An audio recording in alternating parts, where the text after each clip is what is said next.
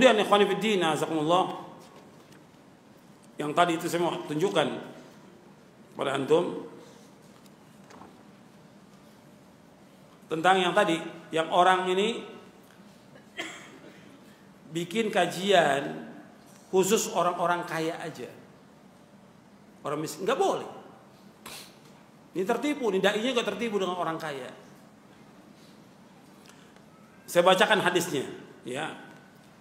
An Sa'ad bin Abi Waqqas radhiyallahu an, qala kunna ma'an Nabi sallallahu alaihi wasallam sittata nafarin, faqala al-musyrikun Nabi sallallahu alaihi wasallam utrud haula'i la yashtari'una 'alaina wa kuntu ana wa Ibnu Mas'ud wa rajulun min Hudzail wa Bilal wa rajulan lastu usammiha fa waqa fi nafsi Rasulullah ma syaa Allah ay yaqa fa haddatha nafsahu fa anzala Allah ta'ala wa la tatrul ladzina yad'una rabbahum bil ghadati wa yuridu wajha rawahu Muslim.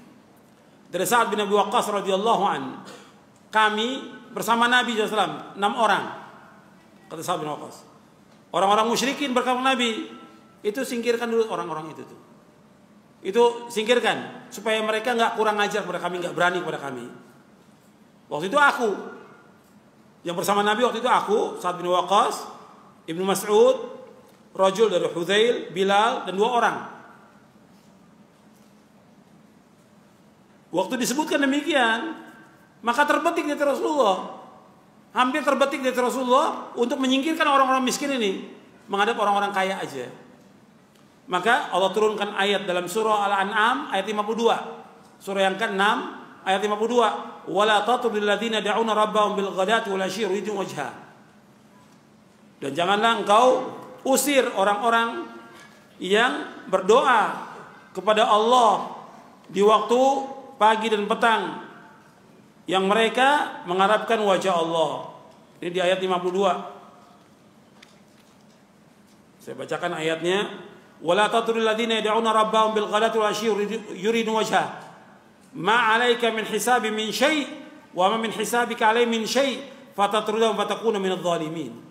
Dan janganlah kamu mengusir orang-orang yang berdoa kepada Rabbnya di waktu pagi dan petang, yang mereka mengharapkan wajah Allah. Tidak ada tanggung jawab kamu untuk menghisap mereka, dan juga nggak ada bagi kamu untuk bertanggung jawab atas mereka sedikit pun juga. Lalu kamu mengusir mereka, kamu menjadi orang-orang yang zalim. Artinya memisahkan yang seperti ini antara orang kaya dan orang miskin. Allah sebutkan apa di sini? Zalim. Semua orang yang sudah tahu akidah, tahu manhaj, pengen ngaji atau enggak? Semua pengen ngaji. Kalau di masjid kan semua bisa ikut ngaji. Tapi ketika di hotel, kan enggak semua mampu bayar. Kenapa di hotel? Kan dia juga sedih. Saya juga pengen ngaji. Kenapa? Dibedakan ke orang-orang kaya. Atau di rumah orang-orang kaya.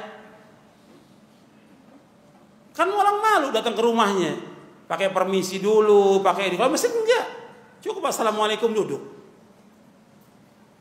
Tapi kalau di rumah kan enggak.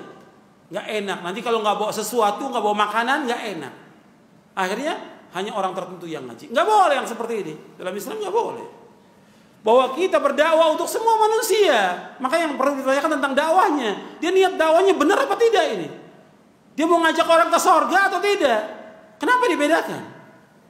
Para ulama nggak ada yang seperti itu. Gabung dengan muslimin di masjid, nggak ada bedanya. Dia punya jabatan, punya kedudukan, dia punya pangkat, punya harta, semua sama. Seperti kita sholat, ada nggak orang kaya safnya di depan, orang miskin belakang, ada nggak? Nggak ada. Semua sama. Ketika haji juga demikian, semua sama dengan pakaian ihramnya mereka, nggak ada beda.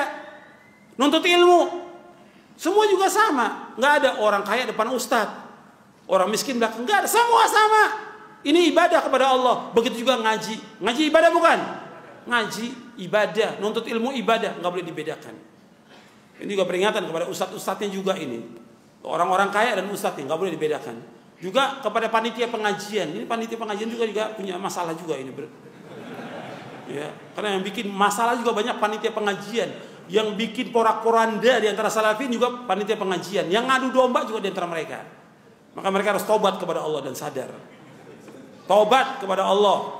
Bahwa ngaji untuk semua yang gabung bersama kaum muslimin di masjid. Masjid Allah. Biar kelihatan turunnya rahmat Allah, barokahnya, manfaatnya dan nikmatnya kita duduk di masjid Allah SWT. Makanya Syekh Utsaimin rahimahullah memberikan komentar tentang hadis ini di dalam kitab Riyadhus Shalihin. Kata beliau begini, wa yustafadu min hadzal hadits anna al-insan yanbaghi an yakuna julasa'uhu min ahlil khair alladziina yad'una Allah sabahan wa masaan wa yuriduna wajha wa la yahtam bil julusi ma'al akabir wal ashraf wal umara wal wuzara wal hukam bal la yanbaghi an yajlisa ila haula illa an yakuna fi dhalika maslahah fa idza kana fi dhalika maslahah mithlu an yurida an ya'murahum bi ma'rufin aw yanhahum an munkarin aw yubayyin lahum ma khafiya 'alayhim min hal umma hadha tayyib wa fi khair amma mujarradul insan bimalasatihim wa inilja bi annahu jalasa ma'al akabir aw ma'al wuzara aw ma'al umara aw ma'ulatil umur fa hadha ghardun la yuhmadu 'alaihi al-'abd.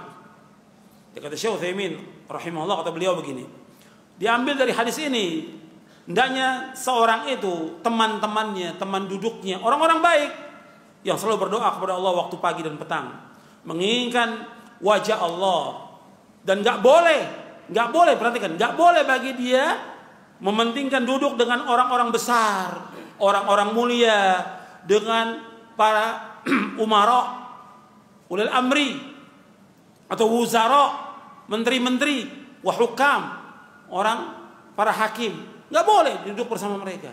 Duduk bersama, kecuali nggak pantas dan nggak patut bagi seorang dai duduk bersama mereka, nggak pantas.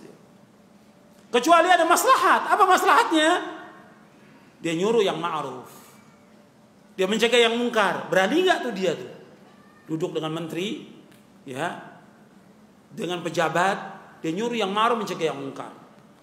Atau menjelaskan kepada mereka itu tentang keadaan umat. Dijelaskan, ini umat berpecah belah, jalan yang benar ini jelaskan. Berani nggak dijelaskan itu? Kalau itu thayyib, kata Syekh Utsaimin, dan itu baik. Adapun seseorang itu sengaja duduk dengan mereka untuk mendapatkan kemuliaan dengan duduk dengan mereka, bahwa dia duduk bersama orang-orang besar, menteri, atau penguasa, atau juga yang lainnya, maka ini tujuan yang tidak dipuji seorang hamba, sama sekali tidak dipuji. Ini Anda bisa lihat dalam syarah Riyadhus Shalihin oleh Syekh Muhammad bin Shalih Al-Utsaimin.